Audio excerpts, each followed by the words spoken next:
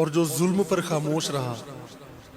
تو ایک بزرگ سے کسی نے پوچھا کہ جی ایک بادشاہ ظالم ہو اور اس کا لباس سینے والا، اس کا درزی، پوچھا جی کیا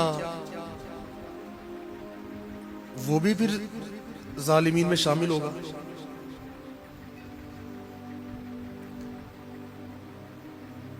تو انہوں نے کہا کہ ہاں، وہ تو کیا، اس لباس کو خریدنے والا، اس میں ایک بھی ٹانکا لگانے والا، اس میں دھاگا اور سوئی شامل کرنے والا،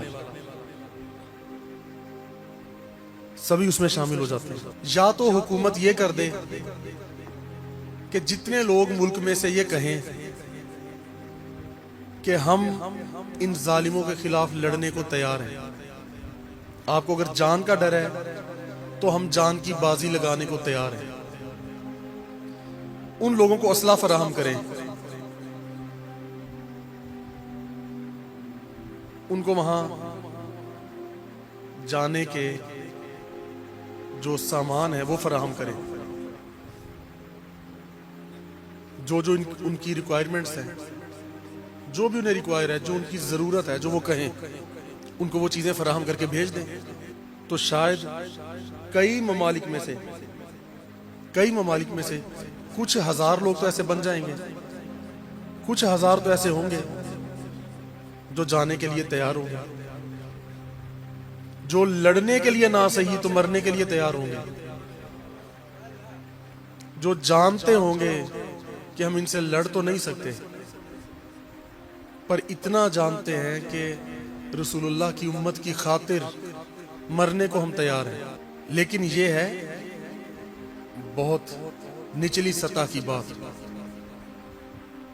جو اصل بات ہے اور جو ضروری ہے، جو حق ہے، وہ یہی ہے کہ عالمی طور پہ اس کی آواز اٹھائی جائے.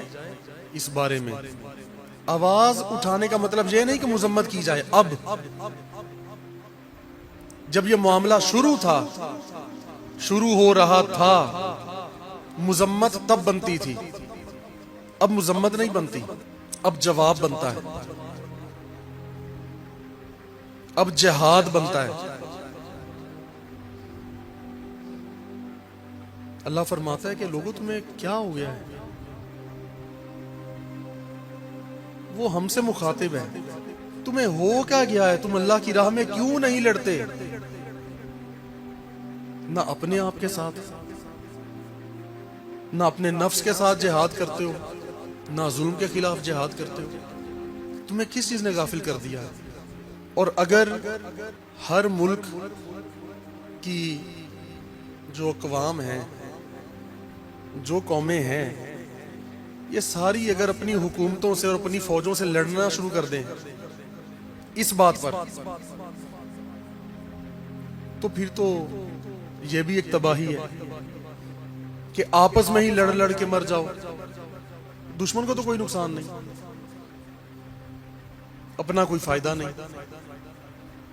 تو اس وجہ سے اب تو اس میں کوئی دیر کی بات نہیں رہی، کوئی سوچنے کی بات نہیں رہی. ہزاروں جانیں مسلمانوں کی جا چکی ہیں، ہزاروں لوگ شہید ہو چکے ہیں، اور ان مردہ ضمیر لوگوں کو احساس تک نہیں ہے کہ ہماری قوم کے ساتھ کیا ہو رہا ہے، حضور کی امت کے ساتھ کیا ظلم ان پہ ڈھائے جا رہے ہیں. اللہ تعالی ظالموں کو معاف نہیں کرتا، گناہ گاروں کو، حقوق اللہ میں غفلت کرنے والوں کو معاف فرما دیتا ہے. لیکن جس نے ظلم کیا اس کی مخلوق پر، اور جو اس ظلم میں شریک ہوا، اور جس نے یہ نہ چاہا کہ ظلم رک جائے، ختم ہو جائے، ظالم ختم ہو جائے، وہ بھی اسی کی لپیٹ میں آ جاتے ہیں.